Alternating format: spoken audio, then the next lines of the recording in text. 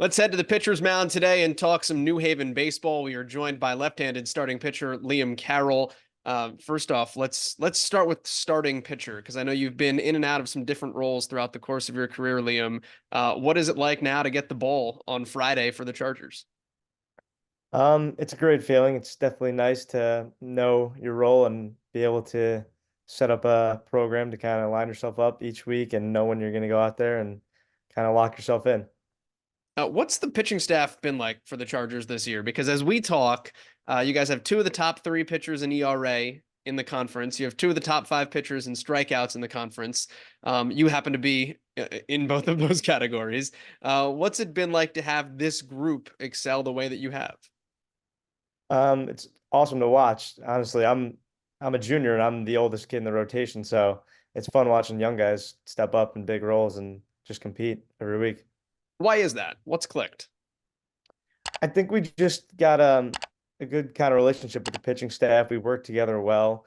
Everyone just knows their role and just every day when they're ready to compete, they go out there and do their thing. Through your first five starts this year, you led the country in ERA. What's it feel like when you're just out on the mound doing your thing and cruising through outings? It's definitely nice to be in a groove. You know, you feel confident out there, and that's just all it is. You just stay confident and just throw the ball where the catcher tells you and just try to do your thing. Have you been a strikeout guy before in your career? Here and there, sometimes I do, sometimes I don't. But yeah.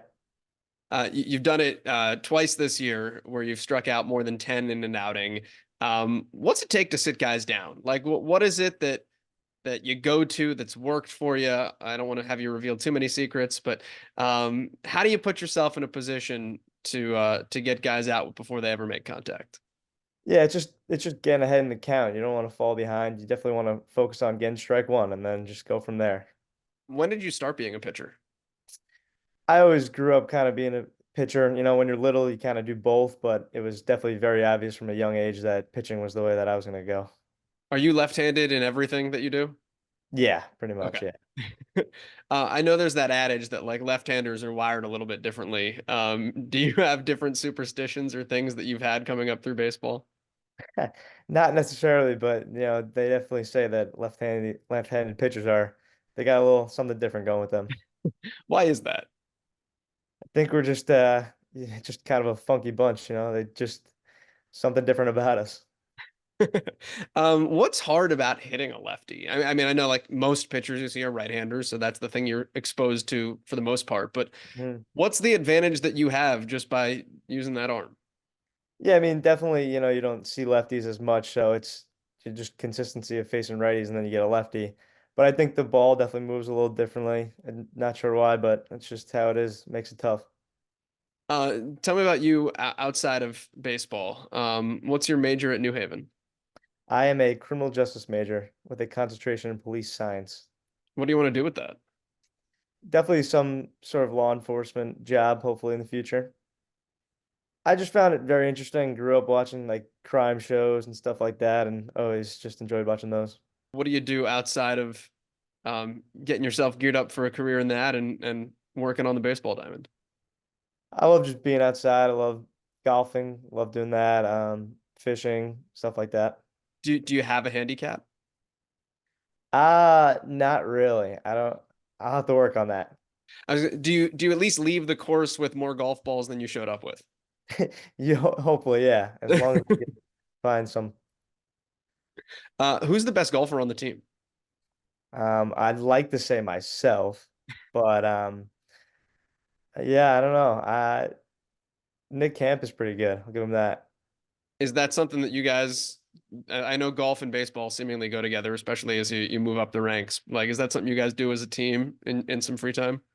Yeah, whenever we can, when it's not affecting the baseball side of things, it's always fun. Hitters like to complain that it will change their swing, so I they don't was just always gonna say like to you don't have to go. worry about that. Yeah. Yeah, that's why the pitchers always win. Who did you look up to growing up playing baseball? Um, I loved watching. I'm a Mets fan, so I loved watching Jacob deGrom. But for a lefty side of thing, watching Clayton Kershaw was always really fun. What about those two guys, other than, I mean, like maybe the two of the two of the two best pitchers in baseball over the last little bit. What did you like about them? What jumped out to you? I like watching their demeanor on the mound. When they get out there, they're just locked in. They cruise through. They don't, they're not always showboating and everything. They just keep quiet and just do their thing. Is that what you do when you try? Is just like, hey, give me the ball, throw, let's go. Yeah, I try my best. Just go inning after inning and take it nice and easy. Where does Mr. Met rank in the annals of baseball mascot history? Ooh, he's got to be up there. I would say he's got to be number one. Do you have a favorite Shea Stadium or City Field memory? Yeah, last year I got to go on the field. My friend has a connection, so I was able to go on during BP and get to meet some players. That was What's pretty that cool. like? It was fun. I mean, they're a lot bigger than you expect them to be. They're some big guys, but yeah, it was really cool. Liam, tell me about the season that you guys have had so far for the Chargers as a whole. Where you guys are at now and what you need to do over the course of the next 6 weeks or so.